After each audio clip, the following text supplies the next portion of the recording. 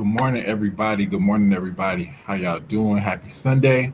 Hope everybody's having a good day. It's still early. Well, it's not really early. It's about to be afternoon.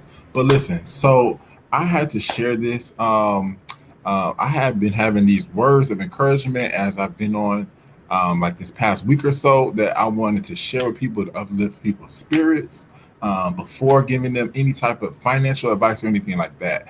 But I just want to say that if these words happen to touch you, please join me today on the church that I attend, the Epic Nation. It's streaming live on Facebook. So yeah, I gotta hurry up because it's usually starts right at 12. But I had to get this off my chest. So hopefully it can help somebody. So yeah, so I had these words ever since last week, right? But it just seemed like I couldn't get them out. Like it never was the right time. And something I had actually intended to like tell them yesterday, like last night sometime. But yesterday was a rough day for me. Yesterday it was like it was a whole bunch of stuff. The day didn't go as planned. So I had rented my car out on Turo, right? So yeah, actually the things that I'm recommending that you guys do, I'm actually, doing myself. So as I'm learning, I'm also telling. But so I didn't have my car, but I needed to run some errands. So I went and like I had to go to this place, and I took the train, and then I ended up taking the bus. Um, and by the time I got to the place, it wasn't I couldn't even get in. They were closed. And so since they were closed, I had to basically alter my plans. So next door was the gym. So I was like, okay, I might as well just go to the gym. And then like my plans weren't going according to plan. And then while I was in the gym, a friend of mine ended up calling me with a situation, like a rough situation, calling me crying, just really needed support and like advice to get through a situation. And it was really testing him. And I was just like able to pray with him and able to like ask God to, comfort him and to just like be with him and let him know that he was loved. Let him know that he is loved. He always has been. And we stayed on the phone for probably about like an hour and a half or more. And but what I realized is that, that's like my day didn't necessarily go as planned because I had to be there for him. And so, um, if I had been at the place that I initially intended to go, I wouldn't have been even been able to talk on the phone because you're not allowed to talk on the phone in there. And so that was one. And then I'll say even before, like right before that, he gave me an idea, but just because like things weren't going as planned, I had an idea that I'm gonna carry forth later. But I'll touch on that later. But after I left the gym, finally, I was there till they closed. I had planned to leave much earlier. It was right next to a Marshalls and a Burlington Coat Factory. And so I'm like, okay, let me just like go in here and look. But because I didn't have my car, I had all my stuff with me, right? So like I went in Marshalls first, and then I ended up going in Burlington, and then I realized one of the things that I had with me was my computer, like my computer that I'm talking to you guys on right now, and but it was like inside my binder where I keep a lot of my papers that I work.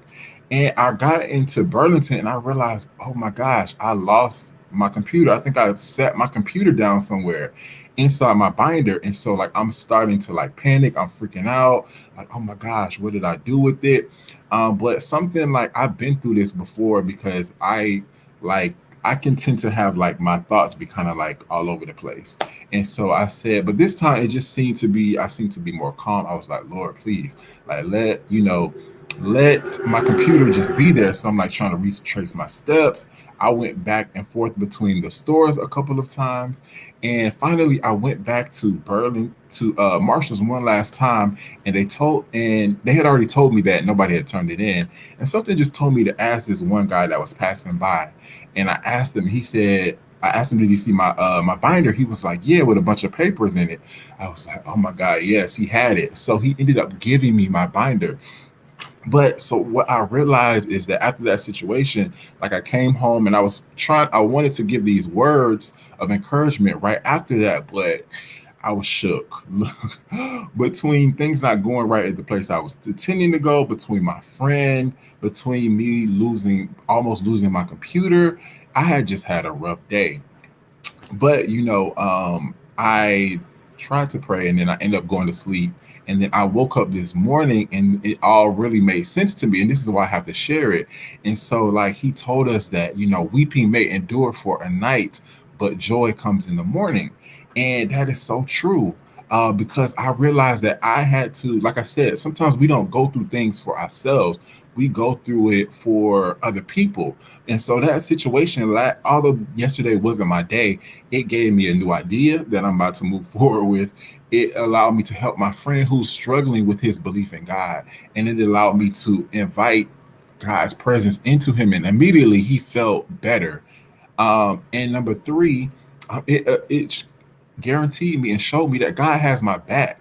Like, he normally I would have freaked out, but he allowed my computer to come back to me. So um, sorry, I got my little notes here. But yeah, so this he wanted me to let people know that this is what he has for us. He came that we might have life and have it life more abundantly. But if in that situation, if I had let fear take over me like it has before, I would have never even went back to Marshalls. They had already told me no, they didn't. Nobody turned it in. I probably would have just left in defeat, and who knows? I'll try to figure out how I was going to get a new computer. But because I had faith, I was literally saying, Lord, please, and calling out to him. He was able to operate, and so he wanted me to share the message that he doesn't operate in fear. You cannot hear his voice whenever you are operating in fear. The devil operates in fear. He operates in fear, confusion, distress, all of those things. Because guess what? The voice of the devil now is louder than the voice of God. So we have all these different voices going on in our mind. And when we're operating in those things, we can't hear the right voice. And so let's think about it. Whenever you're going through a situation, right, you may seek the advice of one of your friends, right? But you don't if you don't seek the advice of a friend that's been bad to you. You don't seek the advice of somebody that is not trying to you doesn't have a good heart and is trying to help you get in a situation. So why would we listen to the voice of the devil when he's like, in our minds? And so the thing that he wanted me to tell you is that the devil he makes everything look good, right?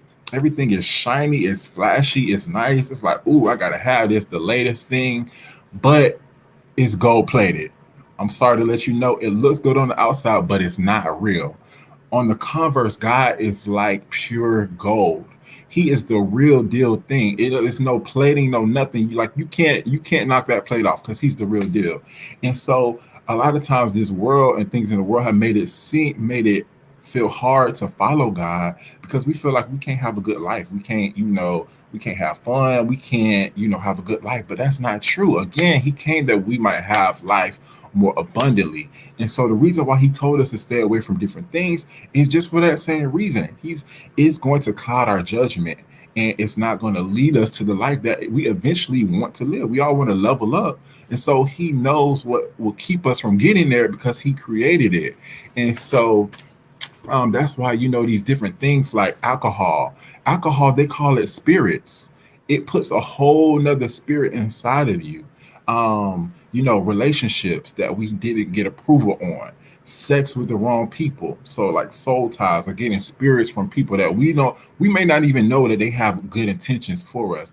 All these different things can cloud our judgment and cloud us from hearing from that right voice. And so what he told me to tell you is that a lot of us have only heard about God, but we never dated him. We never dated him and got to know what he likes, what he doesn't like, how he moves. But in dating him, that's how we get to know him. That's how he shows us who he is, and that's how we, shows us who we are. That's how we learn our power. And so even for me, like I grew up in church, but I didn't even really get a good relationship to him till about, I would say, these past couple of years, since 2016, when I stepped out on faith and I had nobody to depend on but him. And so that's why I can come to you right now and say this stuff, because I don't care what nobody else thinks. I don't care about people's opinions of me anymore, like I used to suffer from, but I did. But what I had to realize is that those people weren't there for me when God was. So that's why, he's using me in this moment to say this to you, and to just let you know that, he can unlock those powers that are inside of you. And he can, if you're scared of losing something, he can restore everything that you feel like you lost. And he can give you 10 times greater.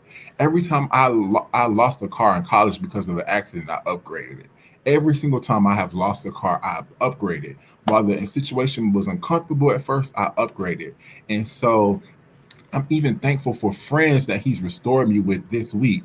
I will say three friends from college, all from college, who have, I know, good hearts.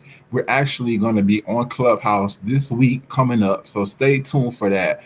Telling our story about being creatives and unlocking our creative, creativity, and how that's a reflection of God. So stay tuned. That's coming. But 2020 is the year of vision. Okay, it's not the year of fear.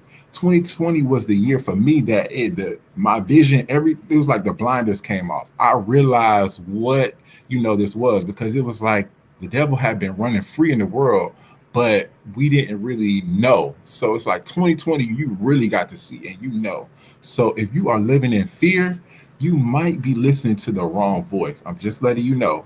And so you might need to check the voices that are inside of your head, because see, your mind is your connection to the spiritual world as well as this physical body.